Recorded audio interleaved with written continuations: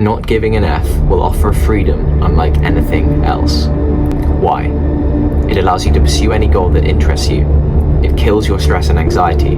It improves your self-perception, and being aware, but not overly aware, will alter your outlook on life. The first step to not giving an F about what other people think, and I'm using F rather than the F word because I try not to swear, is to stop caring about what other people think. Those that care about what other people think about them actually care about what they think about themselves being pushed back onto them. Change how you value yourself, change what you value.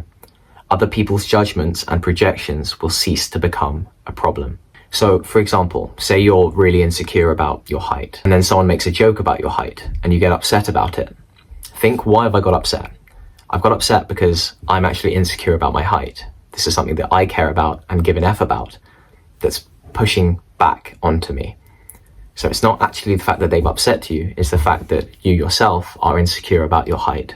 So that is the problem that needs to be solved, not the fact that someone has made a joke at your expense of being small, okay? Your values determine your life trajectory. When you have poor values, you care about things that don't actually matter in your life, that have no importance, no real relevance. So when you improve your values, you divert your Fs onto something better, onto something that actually matters more. Things that will improve the state of your well-being and generate happiness, pleasure, success as the side effects. This is what self-development is.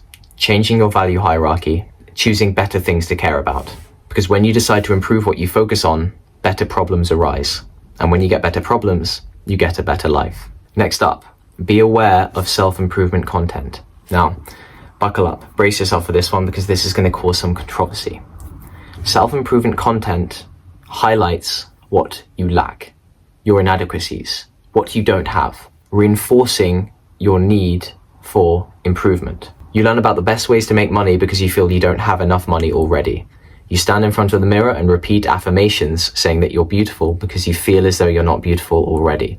You follow dating and relationship advice because you feel that you're unlovable already. So whilst I'm not telling you to stop self-improvement, continue self-improvement. Just be aware of what you're telling yourself, either consciously or subconsciously, when you're watching self-improvement content. For example, top 10 ways to get a girlfriend. Why are you watching that? You're watching that because you feel inadequate. You feel like you lack a significant other in your life. You feel like you haven't got the means and you're not capable of attracting an attractive female. That does something to this, and not in a good way. Stop chasing happiness and pleasure. The desire for a more positive experience is in actual fact in itself a negative experience. And rather paradoxically, the pursuit of a negative experience is a positive experience. The more you pursue feeling positive all the time, wanting to feel fitter, happy and healthy all the time, the less satisfied you actually become. Once again, onto the inadequacy point, it makes you realize that you are inadequate and you don't have these things that you want, that you give an F about. Not giving an F works in reverse. The pain you pursue in the gym results in a better all-round health and energy. The failures in business are what lead to a better understanding of what's necessary to be successful. Pursuing the positive is a negative, and pursuing the negative generates the positive. You need a mission. Your life problems are really just side effects of not having anything more important to worry about. If you have no problems, your brain will come up with some for you. Find something that interests you that's both important and fulfilling. Pursue it and solve the problems that arise in the way. Because if you don't find that meaningful something, you will care about things that do not matter. You have a God-given power that you don't even know that you have. Free will and responsibility. You are responsible for everything in your life, no matter what happens. The highs, the lows, the tears, the cries of happiness. It's all up to you. So whilst you obviously can't always control what happens in your life, you can control, as I've said before, how you react to it. And granted, many people may be to blame for your unhappiness or anger and frustration, but they are not responsible for you feeling unhappy, frustrated, and angry. We all love to take responsibility for our success and happiness. Hell yeah, I'm successful. I've made 10K a month, which is what everyone seems to be going for nowadays. I've got my six-pack, I've got my I've got a great rig, look at the guns, I'm feeling good, I'm great, I'm ready for those girls in the summer, I'm ready to take my shirt off at the beach. We love taking responsibility for the good things in our life. Naturally, it's human nature. But what we don't do And yet what is far more important is take responsibility for the problems that arise in our lives. Because that's where the real learning comes from. That's where the real life improvement comes from. Because to blame others is to only blame yourself. Blaming others is a reflection of yourself. Genetics don't matter. We all get dealt cards, some are better than others. Success in life depends on choices made, risks taken, reactions to events, not just the cards we're dealt.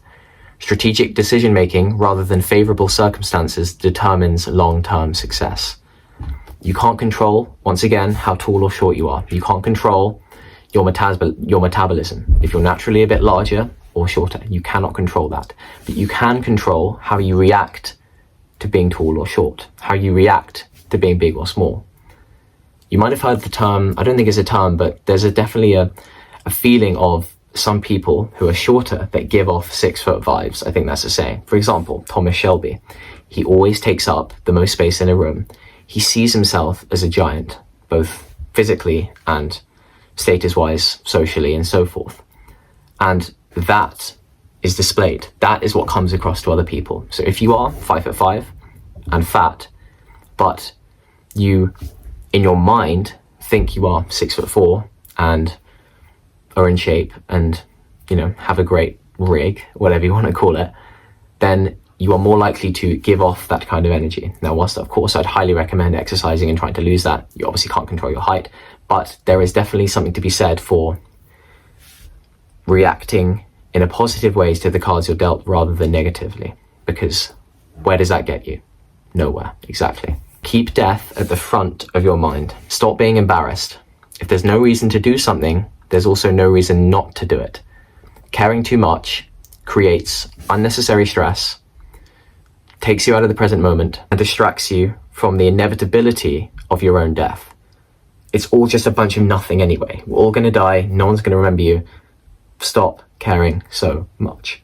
And just stop.